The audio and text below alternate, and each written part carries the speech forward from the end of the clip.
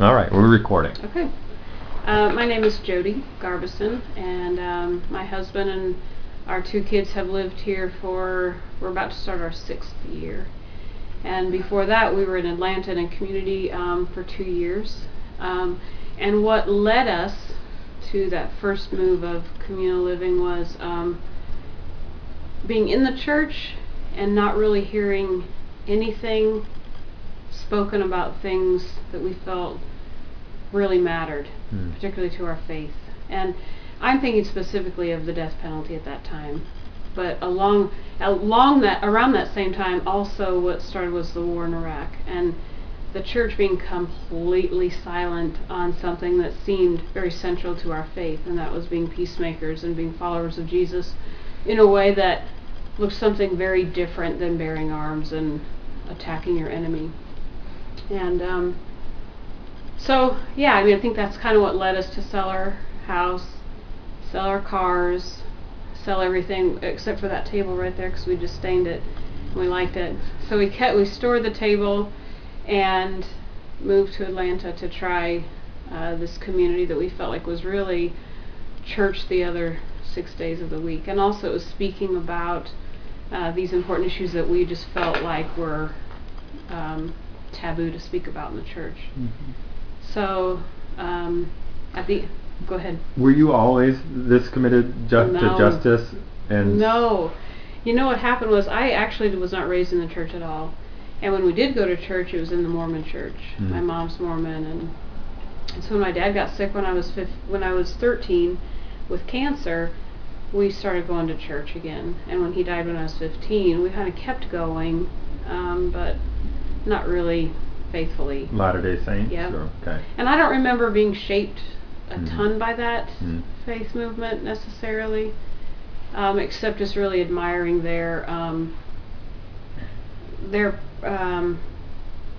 commitment to their beliefs. And they live it. They live it completely and wholeheartedly, regardless of what's going on around them. So I was influenced in that way.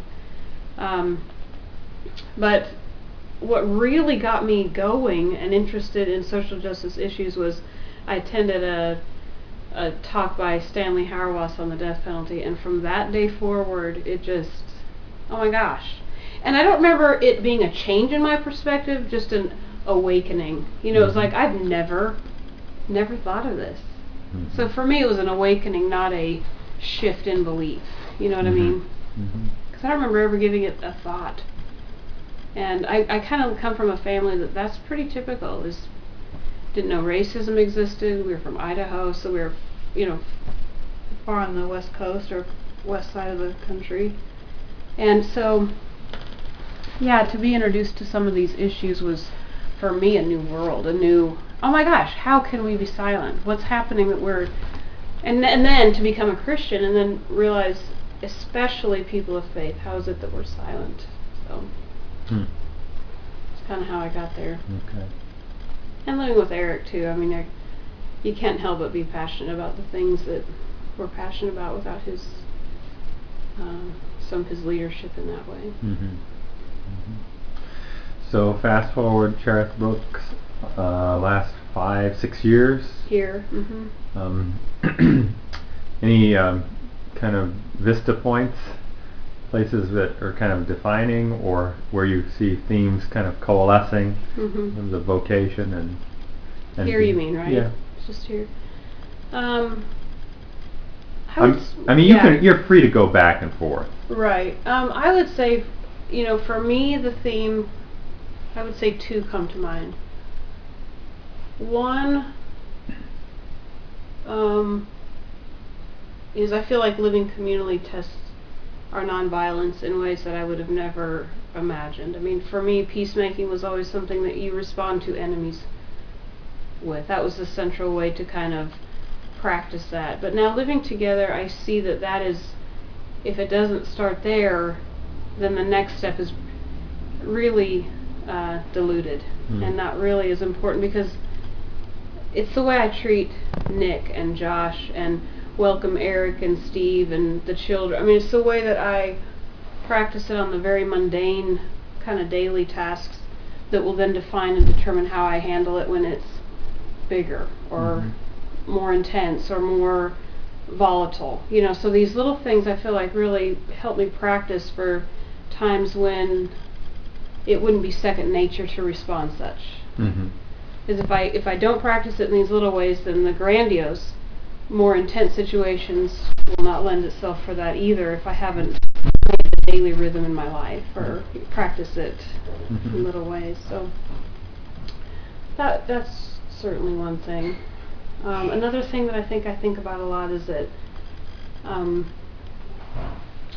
if I really want to get to know the God that I understand to be in the Bible, the faith tradition that I'm a part of and have been a part of for most of my adult life, I need to be near the poor. If I really want to understand the heart of God, I feel like I need to be where God is found, and that's with the outcast, the oppressed, the forgotten. Yeah, so I feel like that's where I have found church, is right here. And I don't know many churches that really support that theology, and so we struggle to find a church that we really connect with. And I'm not talking about music style, length of service, organ versus piano. I mean, it's like all those kinds of issues. I'm just talking about the theology that God is most closely found for me when I connect with my friends that have very little, yet their faith is so much larger than my own. So I think those are two themes that I would. Have there been specific episodes or times in your experience here where that helped, a story or something that would help illustrate that? I don't know that I have one story, but something that keeps repeating itself is whenever we have people from churches come to help, the mentality is that they're coming to help, and so they don't realize their own need for. There's that quote, you probably know it, about being liberated, and our liberation's bound with one another's. So let's come work together. But so I think the idea that when people say, well, when are you going to preach to them? For me, oh my gosh, the hair on my neck, just the assumption that because you have no coat that you need to hear the gospel. And so I see it really clearly when I hear it from someone else, as if sharing bread, breaking bread, and we liken the showers to waters of baptism, because you come out new, you come out dignified, you come out fresh, and we even hear words like that. I feel human again. So to hear on the heels of that beautiful expression of sacraments, for someone to say, well, but when are you going to tell them about Jesus? Or when are you going to share a gospel tract with them? The assumption that someone is more sinful because they need a fresh pair of socks and can't go get it themselves. I mean, that baffles me. So those are the kinds of experience that for me. Yeah, what was the question? I don't know. I like my story. I'm not sure if it fits at all with what you've asked. What did you say? Something about. Well, it isn't one big event, is it? It's a lot of little things. Yeah, that kind of shape that. And then on the flip side, realizing that I need to treat those folks that are asking that question with the same kind of welcome, even though I am irritated by that question. I need to treat them with the same type of respect that I feel like God treats me. I mean, this is a new revelation for me, in the last 10 years or so. So to have that tenderness that it takes to I don't want to say like we've arrived at something, because I feel like we're never arriving at anything. We're just constantly discerning as we go. But to just be patient enough that kind of comment, that's a learning opportunity, I guess, to see their own need for this place, even if you came with a coat, even if you drove here instead of walked, even if you don't need a shower but you're cleaning the shower. So trying to really see the patience that it takes to welcome different types of folks from different places. One of the things I've noticed is that, well, obviously people already have a faith. Yeah. I mean, That's the a good idea point, that yeah. because they don't have a coat, they don't have a faith Right. is a silly assumption, Right. to say the least. Yeah. And I think I hear you kind of commenting about that. Yeah. Not saying necessarily don't preach, but don't assume that they're. I mean, I would liken what happened here last night to a fellowship meal at a church, Yeah. any church. Well, maybe not any church, Right. but a unique fellowship of community where Yeah. God was present, but God wasn't necessarily harped on, Right. as if we needed to. There's kind of anxiety there. Yeah. I guess I would liken it to the beloved community, that there are less and less distinctions that separate us in that meal than other times of the week, maybe. But you sit at that meal, you don't know who's homeless. You honestly cannot tell who's serving, who's not. And yeah, I like that lines are kind of blurred in that space. So. Did that happen overnight, or was that more of a Yeah, I would say that has been pretty present the entire time, because it was the first and only thing we started with was our Thursday night meal. When we lived in the apartments next door where Nick lives, we had it there. As small as that space is, we had probably 30 people. And so I would say that meal has been the most consistent from day one. Before showers, before this place was here, we just knew at least that's the one thing we can start with and do it well. And that's kind of our motivation for all we do is what can we do well and do hospitably and still do it well enough together that we have some sustainability in this life and not get burnt out by Thanksgiving at this pace, Sure. Let me ask you a question that I thought about just kind of watching it and thought about in my own situation, but with children and their vulnerability and a population that's known some trouble. Yeah. So how have you processed that and coped with that particular concern? I feel like that's kind of an ongoing discernment again. It's one of those things that when we moved here 5 years ago, they were at an age where they really needed to have one of us with them at all times. And so I feel like the community always got one of us while the other one was on child duty. And that was true in Atlanta too. We told them straight up, you will get one of us. And don't count on 2 adults in this package. But now, we've lived here for, like I said, going on 6 years. And so the beauty of this space is that I think the expectation that this is a place of peace, this is a place of nonviolence. After 5 years of that, most of the guests that come here uphold it better than we do. In terms of, we don't have to have signs or frisk at the door or remind people. They remind us. They uphold it for each other and with one another. And I feel like we have a lot less maintenance to do in that regard, and so I don't fear for the children at all.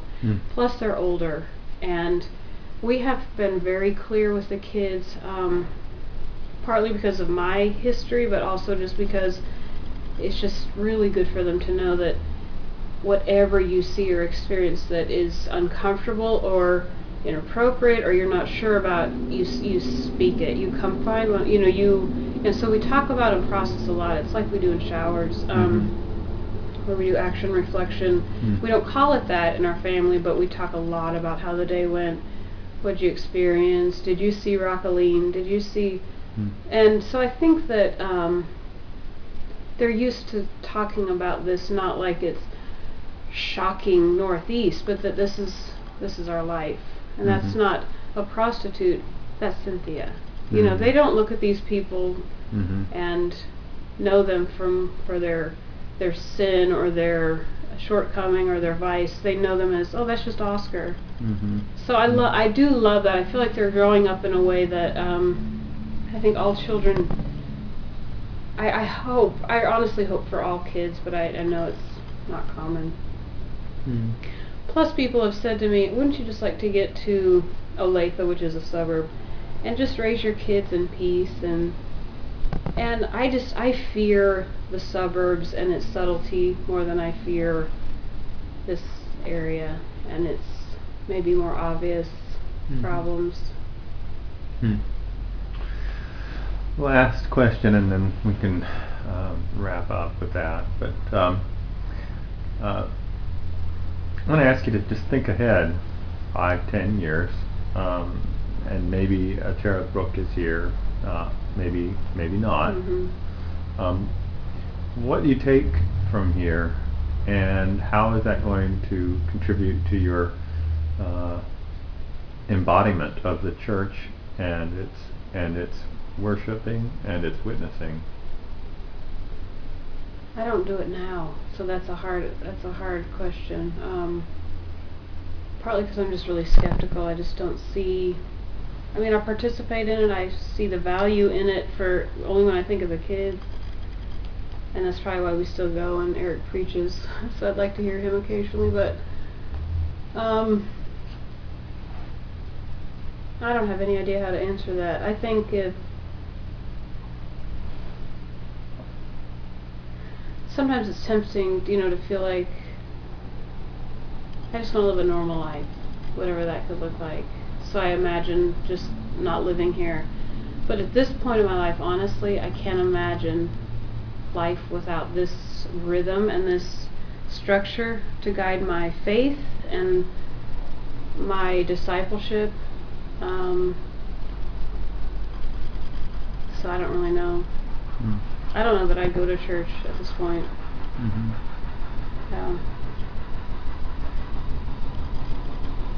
Yeah, that's concerning. It really is. It's concerning for me that I can't even imagine going to church. This is where I'm fed. This is where I find examples of Christ's love and forgiveness and forgiveness and forgiveness and forgiveness over and over and over again. And I don't see that. I just don't experience that at church. I think you know the irony. During one of the Presbyterian meetings you all hosted, a member of that meeting, they were struggling to call this place something. And one of the words they used was entity. While they were very clear about what church was. That's interesting. No problem in defining that, you mean? They understood what church was, but, but Cherith Brook was an entity. I get that. I mean, I'm not surprised by it, I should say. No, but I mean, it's ironic. It's ironic, because you're saying here, I don't think I could go to church right now, or see church. Yeah. And yet, at the same time, the church, official church, looks at Cherith Brook into entity. Yeah. You don't. It's not even whether they will go to Cherith Brook. Right. It's what is it? It doesn't fit. And I get that, and I'm okay with that because I don't want to fit in the molds that I have seen churches either become or what they are. So I'm really okay with that. It's like Peter Marin used to say, this is so old it seems new. That this is unique. No, this is how maybe it was intended to be in terms of sharing and not hoarding and living simply and hoping for good for your neighbor instead of deporting them. And I don't know, I just think that this is so old it looks new. So then you don't have words for it because it's not within your radar of how. But I mean, that's the church. I don't think you're that unique in some ways. Unless we call unique the fact that what Karl Barth said, that the church began between two condemned people. That was the first church. Where the disciples had all abandoned it. Right. That was the beginning of the church, where Jesus said, "Today you will be with me in paradise." That hospitality. I'm on your side. I think it's a good thing to think about.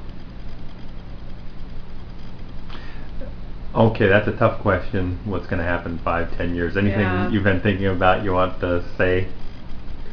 I would say something specific to our community that I think is really special, and I take pride in it because I think it's also central to Jesus' teaching. That our witness as a community is really, really marked, not just by our works of mercy, which I think most churches identify with. It's charity. As long as you're given the coats or handing out food, well, I definitely want to be a part of that. But then when you get to any depth of that, that's when the churches fall away. Like, why is there hunger? Why is there homelessness? No, if we just stick to handing out razors and toothbrushes. But I think what marks our community as really special is not just the works of mercy, but it's our communal living that we have tried to nurture in such a way that the works of mercy is, it's central to our life and it's our work together, it's our commonness. But I would say the fact that the works of mercy is not more mature than our communal living. And I don't know many communities where that is true, that you devote, and both are a lot of work, but where you devote as much time to your relationships within and your kind of the daily kind of functions of your life together as much as you do to the works of mercy. So I feel like that is a testimony to churches and to believers and non, and just our culture as much as the works of mercy are. And to me, that is exciting. That to me is exciting, not draining. The works of mercy for me can feel draining sometimes, but I think just the idea that there's another way to live. There is another way to do this that doesn't just take care of yourself, to me is really, that's life-giving. That's, to me, really worth doing it. So. Thank you. Yeah, thank you. Thanks for